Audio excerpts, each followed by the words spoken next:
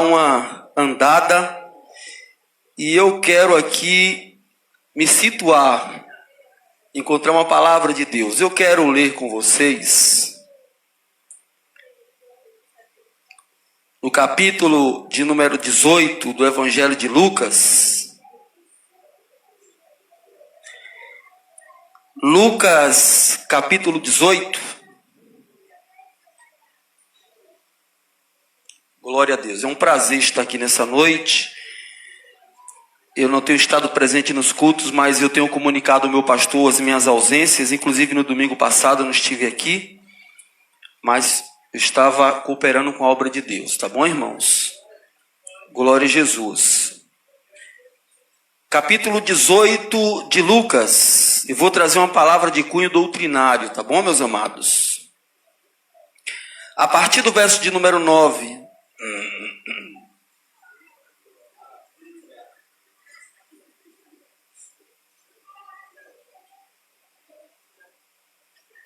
Glória a Deus. Até o verso 14. Quem achou, diga amém. Amém. Nos diz a palavra do Senhor assim: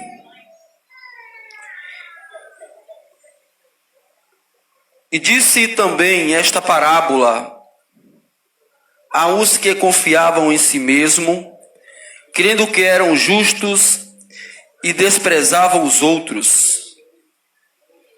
Dois homens subiram ao templo para orar, um fariseu e o outro publicano.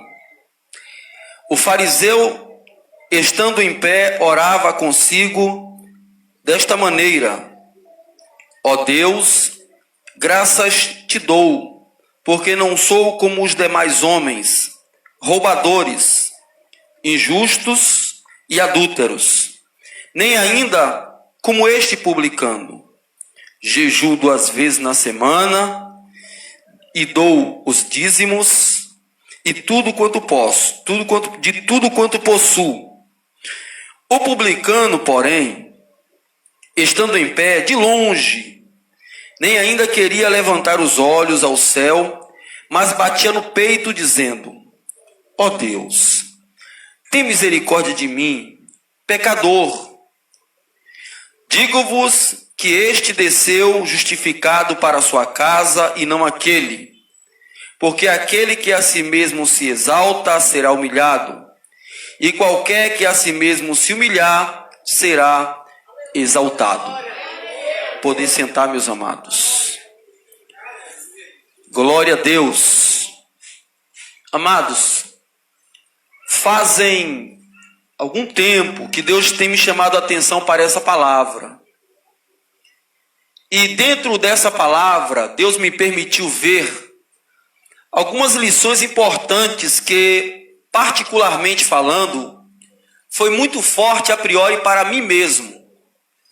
À medida que eu estava meditando na palavra de Deus, Deus falava comigo. E aí depois, pastora e pastor, eu tive a consciência de que essa palavra era muito interessante e eu precisava compartilhar também com os irmãos, a fim de que, assim como eu fui edificado, os irmãos possam também ser edificados. E para transmitir a palavra de Deus nessa noite, baseada nestes versículos que nós lemos, eu quero falar sobre os males da religião. Eu até comentei isso com o pastor, há um tempo atrás. Eu achei tão interessante o que está aqui que me impactou positivamente. Vamos lá, vamos entender o que é que Deus quer conosco. Eu quero que você analise comigo os males que a religião pode produzir na minha vida e os males que a religião pode produzir na sua vida. Algumas coisas que vou citar tem muito a ver comigo e eu busco corrigir, e eu tenho certeza que tem a ver com você também, e você vai buscar corrigir também.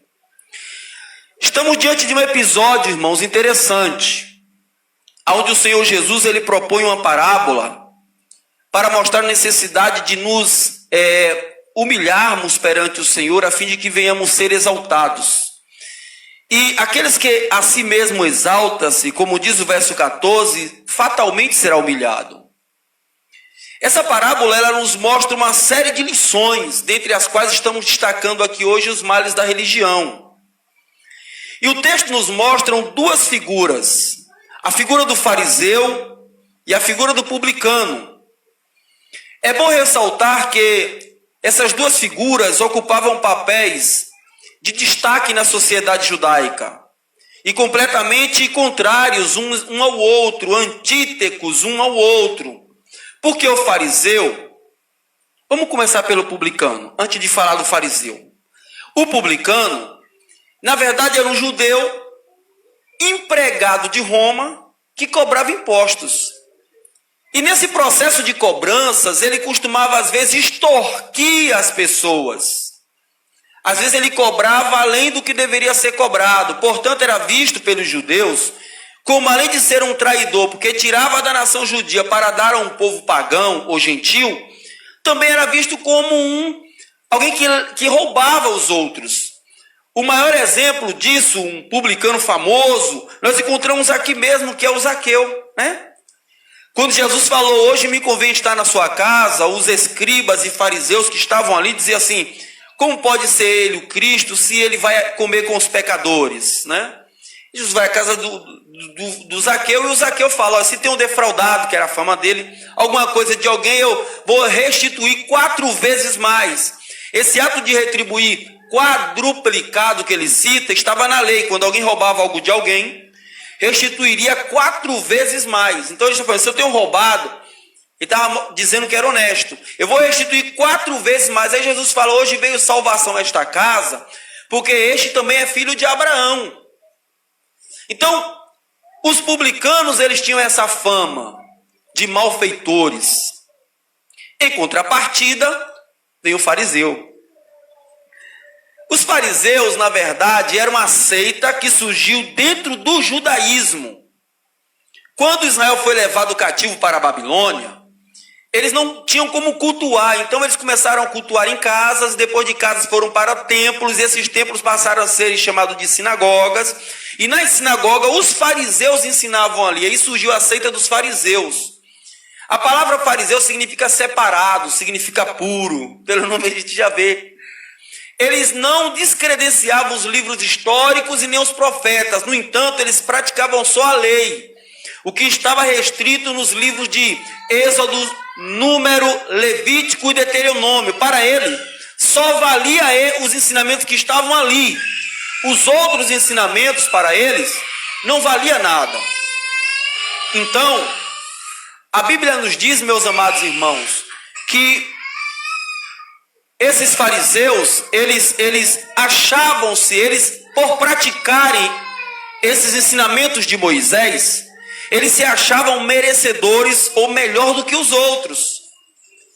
Eles se achavam mais santos do que os demais. Mas só que a gente sabe que não tem como cumprir a lei.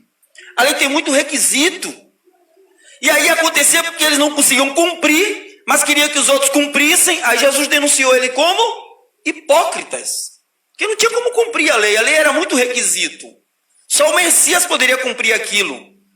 Então, Jesus pegou a figura de 2 pessoas dentro da sociedade judaica completamente diferente, uma completamente fora de descrédito, descredenciado, e outra que tinha um certo crédito, porque acreditava ser um moralista daquela época. No entanto, quando nós analisamos o quadro, e é isso que o Espírito Santo me chamou a atenção, a pergunta é a seguinte, como é que esse homem, verso de número 10, como é que esse homem está diante de Deus no templo e se arroga? Que sentimento era esse que havia no coração deste homem, que levava este homem a se sentir tão altivo, como o próprio texto diz, aquele que se exalta, altivo? Que sentimento fazia desse homem ele se sentir tão especial mais do que os outros? O sentimento que levava ele a sentir isso é justamente o sentimento da religiosidade. A religiosidade dele levava ele a se achar melhor do que os outros, melhor do que o publicano que ali estava. E justamente por se sentir desta forma, era que a religiosidade dele estava fazendo mal a ele. Muitas vezes, o nosso sentimento de religiosidade, que nos leva a achar ser alguma coisa, é justamente ele que está nos prejudicando. E nós precisamos abrir mão deste sentimento, desta altivez religiosa, se quisermos alcançar alguma coisa da parte de Deus. Porque o verso 14 diz que quem desceu justificado foi o publicano. O fariseu não desceu justificado. Mas quando nós falamos em religião, pegando como base a mente do fariseu, precisamos responder a seguinte pergunta: o que é religião? A palavra religião, do latim religare, significa ligar de novo, ou ligar novamente. A ideia de alguém que estava desligado pela falta de conhecimento de Deus, e Deus aqui é genérico, não é o Deus da Bíblia, é um Deus genérico, qualquer divindade, de qualquer religião. Estava desligado e a partir do momento que ele tomou consciência, ele ficou ligado a essa divindade. Então está o sentido da palavra religião. Existe no mundo hoje, meus amados irmãos, milhares de religiões.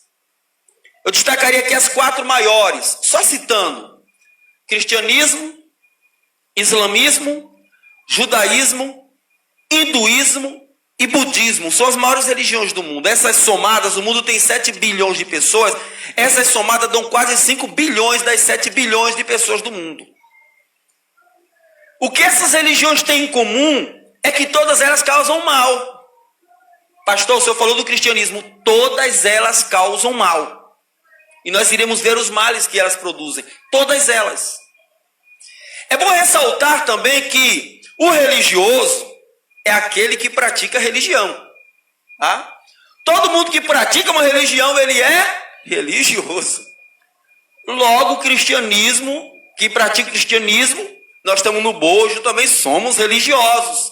Eu vejo o pregador dizer: eu não sou religioso. Calma, você tem religião. Calma, não vamos entender tudo.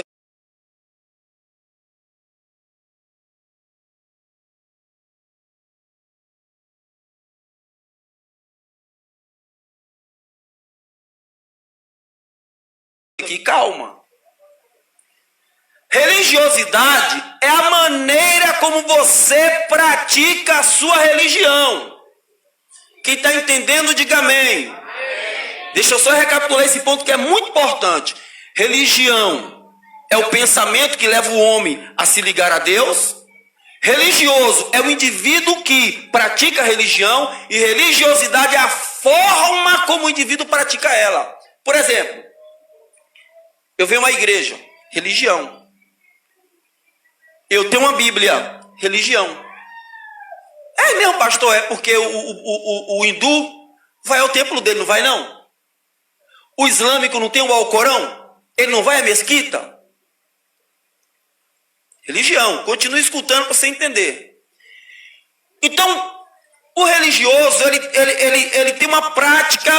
A prática da religião faz o religioso.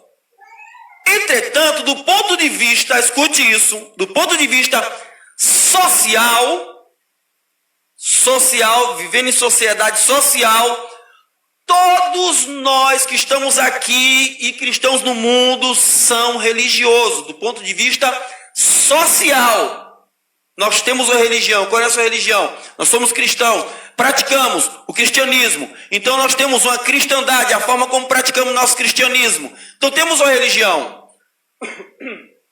Porém, a religião, ela tem um detalhe interessante. Quando nós nos voltamos para a Bíblia, nós entendemos que Deus nunca quis implantar religião. Deus sempre quis implantar um reino. No Antigo Testamento, quando Deus tirou Israel do Egito, Deus levou para a terra de Canaã, Deus queria ser o rei deles. Só que eles pediram um rei, que era um rei humano, para administrar. Então Deus falou: bom, então aqui não vai ser mais uma teocracia. Vai ser uma dinastia, um rei vai governar e vai conduzir o povo. Aí vem Jesus. Aí Jesus veio para a terra, também não foi para implantar uma religião, para implantar um reino. É tanto que quando Jesus se apresentou, João falou a mesma coisa. Jesus falou: arrependei-vos, porque a vós outros é chegado o reino de Deus. Quando você faz a oração do Pai Nosso, o que você faz? Pai Nosso que está no céu, santificado seja o teu nome, venha a nós o teu reino. Um fariseu aproxima-se de Jesus, aqui também em Lucas, e ele diz assim: o reino de Deus está dentro de você. Logo nós percebemos que Jesus não implantou uma religião. Paulo diz: o reino de Deus não é comida nem bebida, mas gozo, paz e alegria no Espírito. Logo nós aprendemos uma coisa, escute. Do ponto de vista social, nós pertencemos a uma religião do ponto de vista social. Mas Deus não instituiu religião. Deus instituiu um reino. E neste reino não tem religião. Neste reino não tem religioso, tem igreja. Nesse reino não tem religiosidade, tem espiritualidade. Portanto, nós não somos religiosos do ponto de vista espiritual, nós somos igreja. Quem chamou o povo de Deus de cristão pela primeira vez foi o povo da Antioquia, quando eles pregavam lá, disse assim: eis aí os cristãos. Então, do ponto de vista espiritual, nós somos igreja. Do ponto de vista espiritual, nós não somos religiosos, nós somos espirituais. Agora, a nossa prática de espiritualidade é que vai definir se somos religiosos ou se somos espirituais. É a prática que vai definir. A prática da sua vida com Deus define se você é um religioso ou se você é um espiritual. Do ponto de vista social, quem não conhece pode até chamar você de religioso. Mas a sua prática não é religiosa, a sua prática é espiritual. Mas por que a nossa prática deve ser espiritual e não religiosa? Porque a religião traz males. E quais são os males da religião? É isso que nós vamos ver aqui agora.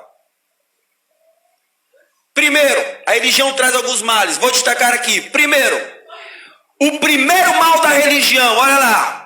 Primeiro mal da religião, escravidão.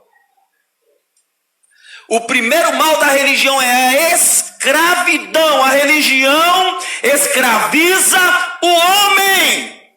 Agora, baixa a cabeça e olhe para a sua Bíblia. É culto de oração e doutrina. Olha o que está na sua Bíblia aí. O fariseu, estando em pé, orava consigo: ó Deus, graças te dou. Que não sou como os demais homens, roubadores, injustos, adúltero, nem ainda como este publicano. Verso 12. Jejum 2 vezes por semana, dou os dízimos de tudo que possuo. Para aí. A pergunta que você faz para o texto é: fariseu dava dízimo porque ele queria ou porque ele era obrigado? Porque ele era obrigado. Ele não fazia isso porque ele queria, não. Se ele não jejuasse e se ele não desse o dízimo, ele não era considerado fariseu. Para pertencer à seita deles, tinha que praticar aquilo. Então a religião dele escravizava ele, obrigava ele a fazer aquilo. E a religião ela tem uma característica terrível, que é a obrigatoriedade dos atos. O indivíduo não faz porque ele quer, ele faz porque ele é obrigado. E tudo aquilo que eu faço obrigado e que você faz obrigado não é para o reino, é para o homem. Tudo que você faz voluntário, tudo que você faz por si próprio, aí sim é para Deus. Aí eu pergunto para você, tudo que estou falando aqui o Espírito Santo perguntou para mim, tá? Ô Pérez, você dá o dízimo por quê? É por constrangimento, é? Deus não está ligado nisso, não. Ô Pérez, vem cá. Tudo que você faz, irmão, obrigado. Eu sou obrigado a fazer aquilo, sou obrigado a fazer aquilo outro. Irmão, escute. A religião, ela obriga você a fazer um monte de coisa. O Islã, por exemplo. Tem uma hora de orar.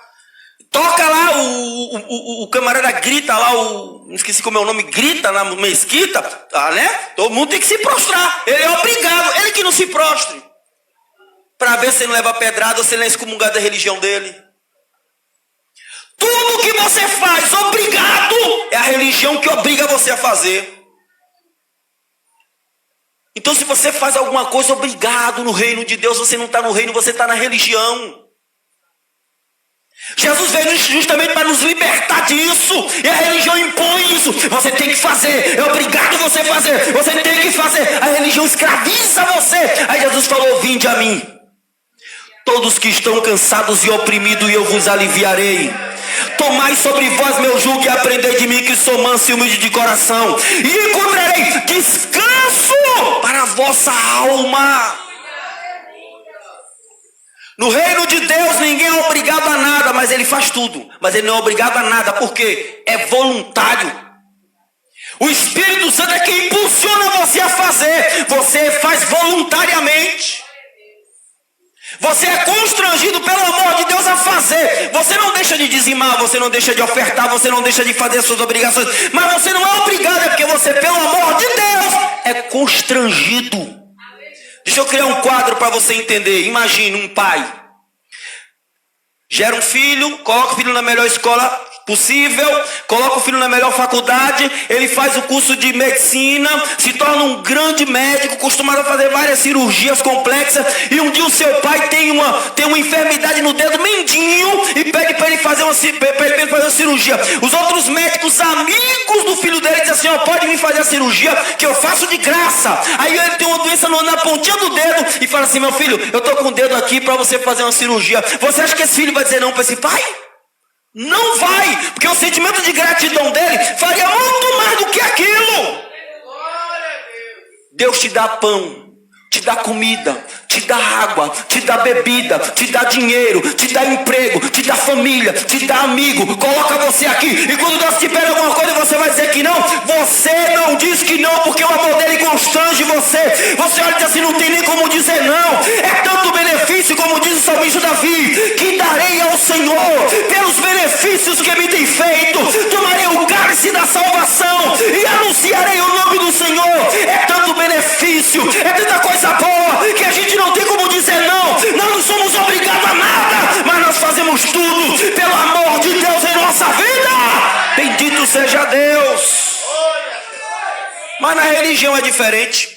Cara, é obrigado, você tem que fazer. Ele nem conhece Deus, ele tem que fazer. Aí vem um fariseu aqui no texto, mais uma vez o hipócrita, arrogando que dava o dízimo. Ele era obrigado, rapaz.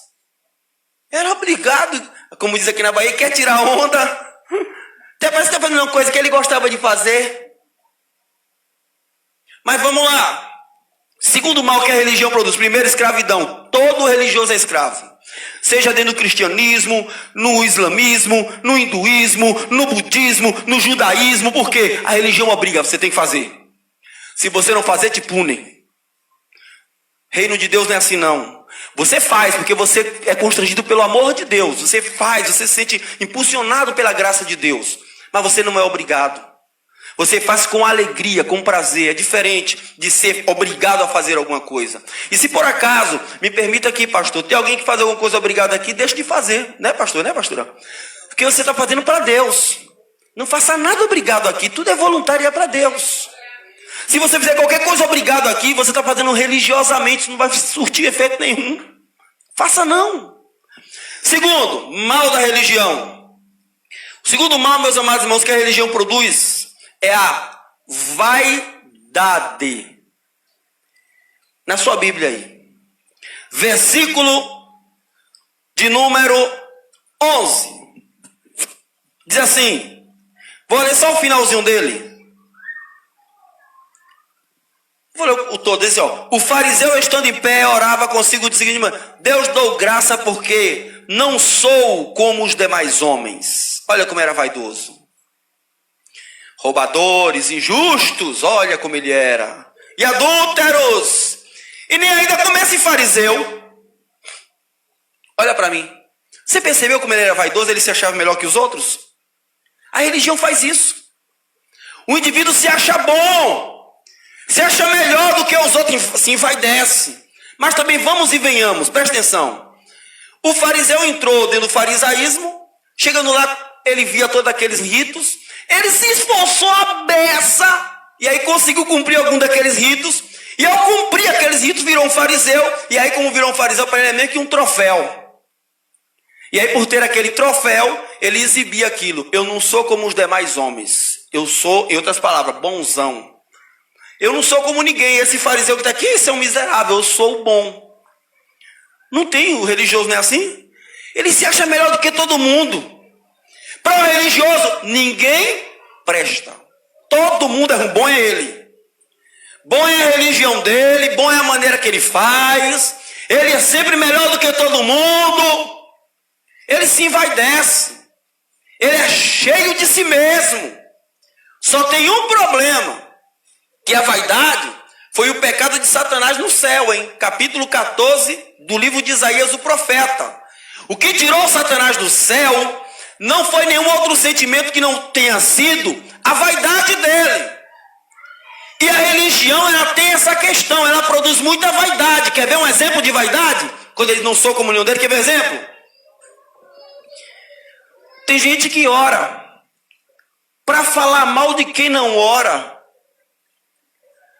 Tem gente que prega para falar mal de quem não prega. Tem gente que canta para falar mal de quem não canta. E vem cá, você está cantando para quem, hein? Você está pregando para quem, hein? Você está orando para quem, hein? Tem gente que ora e se acha, eu oro, quem é ele para falar comigo? Então não ore não, meu filho. Quando você ora, você está falando com Deus, é um processo seu e de Deus. Se tem alguém que ora menos do que você tem que orar para que ele ore igual você ora. Se tem alguém que prega menos do que você tem que orar para que alguém pregue igual como você prega. Se tem alguém que toca ou canta menos do que você, tem que orar para que esse pessoal toque, cante e pregue igual a você. Se você faz para condenar quem não faz, isso é religião, você é vaidoso e está perdido. Ele fala jejum 2 vezes por semana. Aí Deus fala lá no livro de Isaías, eu não lembro o capítulo, é do capítulo 40 a seguir, eu não lembro o capítulo de cor. Mas Deus fala assim, vem cá, por acaso quando vocês jejuam, é para mim que vocês estão jejuando ou é por vocês mesmos? Que ele jejuar ficar tudo arrogante, né?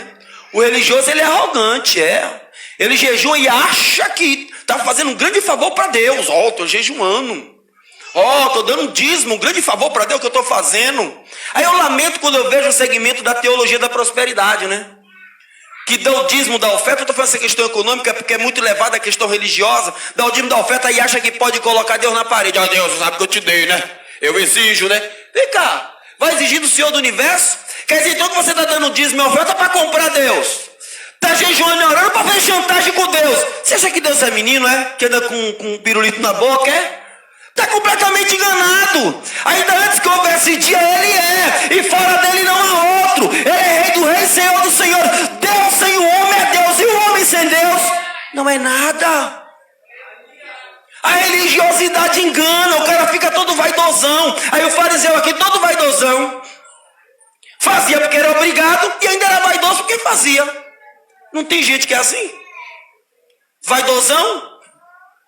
Quem é você para falar comigo, rapaz? O vaidosão religioso? Eu sou fulano de tal, você está enganado. A religião está te fazendo mal, mas no reino de Deus é diferente. No reino de Deus, a igreja que pratica espiritualidade, ela não é vaidosa, ela é humilde.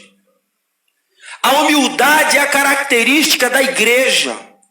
Jesus, a Bíblia fala nesse mesmo texto, versículo 14, aqueles que a si mesmo se exaltam, se envaidecem, vai ser humilhado, mas aqueles que a si mesmo se humilham, vão ser exaltados.